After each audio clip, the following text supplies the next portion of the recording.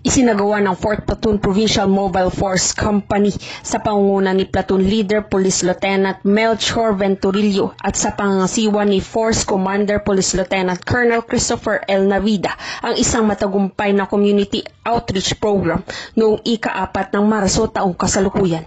Sa pakikipagtulungan ng Barrett Marketing Corporation na bahagi sila ng mga school supply sa mga batang preschool sa Barangay Tabon, Quezon, Palawan. Layunin ng programa na palakasin ang pakikipag-ugnayan sa komunidad at mapabuti ang serbisyo ng pamahalaan sa mga mamayan. Sinusuportahan din nito ang layunin ng National Task Force to End the Local Communist Armed Conflict na nakasaad sa Executive Order 70 na naglalayong makamit ang isang inclusive at sustainable na kapayapaan.